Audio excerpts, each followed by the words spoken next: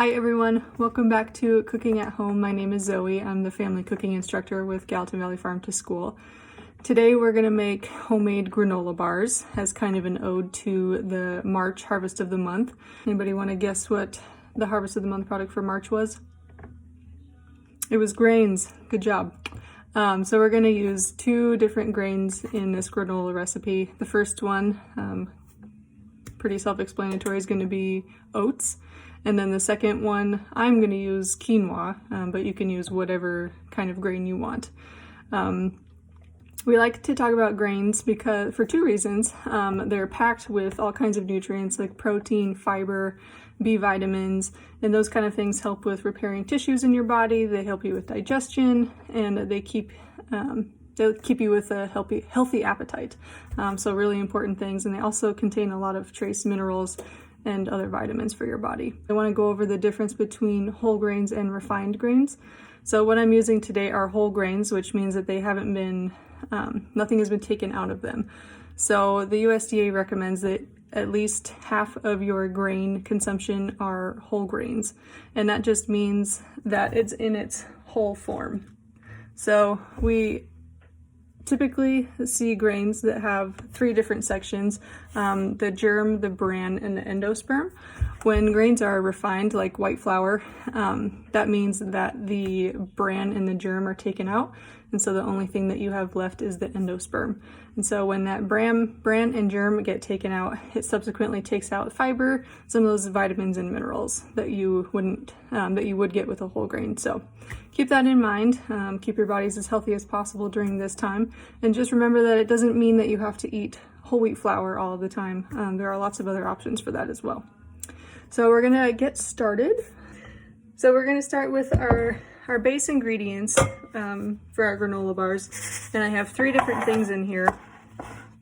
So my three ingredients that I have started here, I have my granola, or my oats, I have slivered almonds, and my extra grain is quinoa. And I did these quinoa, I didn't cook them, this is just them in their regular seed form. And what I did is I tossed those on a baking sheet, and then we want to lightly toast them. It just gives them a little bit more depth of flavor. So I toasted them at 325 degrees for about 20 minutes, and then I stirred them halfway through. So I let those cool a little bit. So they're all ready. And you can use whatever, you don't have to use quinoa, you can use kamut, you can use puffed brown rice, or you can just use only oats. It's totally up to you and whatever you have on hand. I just like quinoa because it has a little bit of extra protein and it adds a little bit of extra crunch in there as well. If you have a nut allergy or you don't have any nuts on hand, you can use pumpkin seeds, you can use sesame seeds or sunflower seeds, whatever you have on hand. So I have those in a bowl, and then I'm going to add the rest of my ingredients.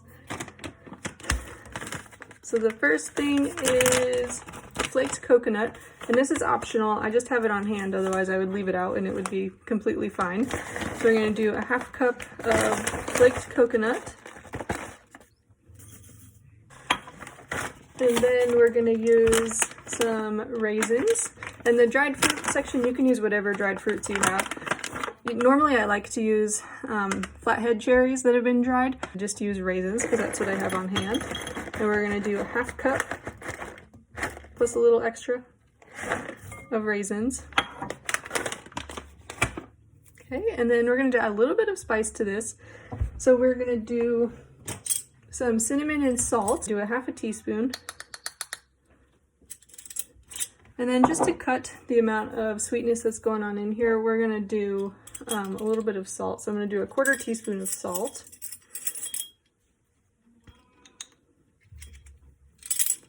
Okay. And then with my freshly washed hands that I did before this, I'm going to mix everything together. And then next we're going to make a binding agent, which means we're going to cook something on the stovetop, and it's just any kind of sweetener that you have. So I'm using honey, but you can use maple syrup or agave syrup. I'll show you how to make that, but what you're looking for is you're going to bring that mixture to a boil, and then you're going to simmer it for about 3 to 5 minutes. That honey and maple syrup will tend to foam up a lot, and then when it's done, it kind of settles down and then it's just at a low simmer. So you'll see what I'm talking about next.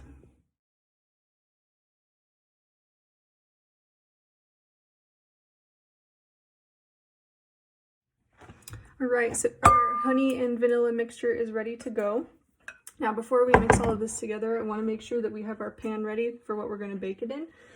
This mixture is going to get really sticky, so we want to make sure that we have this ready beforehand. So again, I have a 8x8 glass pan, and I sprayed that with oil, and I'm going to put some parchment paper on there and spray that with oil. I'm just going to stir in my honey mixture, a delicious string of honey vanilla goodness. Make sure you get all of it in there. Okay. Now you can do this part with your hands or with a spatula. Sometimes it's kind of hard to work with. Don't let it cool too much, because then the honey will just start to stick to everything. So it's a little bit easier to use with your hands. Just be really careful that it's not too hot and burn your fingers. And you can also spray your hands beforehand with a little bit of oil. That would help a little bit. Okay, we just want to make sure that that honey gets on all of the oats and all of everything, all the goodness that's in there. So now we are going to dump this in our pan. Okay, just like such. Move that so you can see. We'll dip it in there.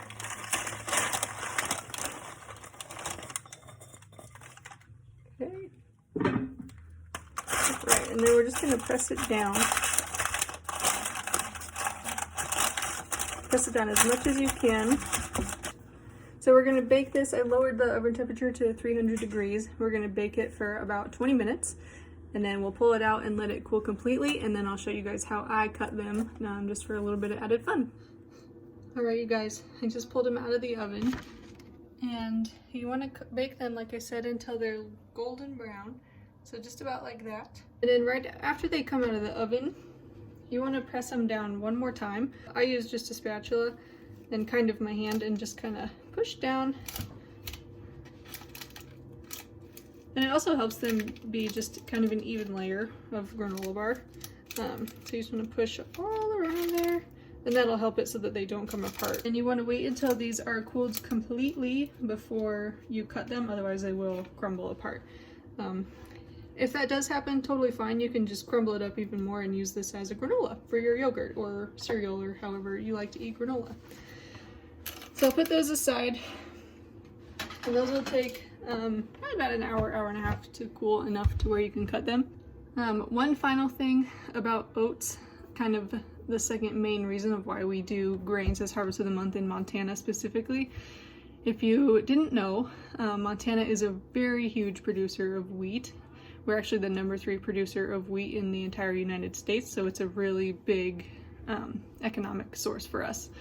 And so the oats that I used were from, I'm sure everybody knows, Wheat Montana. So we just try and support the local farmers as much as we can. So thank you for joining me today. I hope that you guys tried this recipe. Let me know if you come up with any cool combinations of things and you want to share them. We're always happy to hear about that. You can check out our website for all of our programming information. We got summer camps getting started, hopefully, and you can see links to all of our other videos. Thanks, and we'll see you guys next week.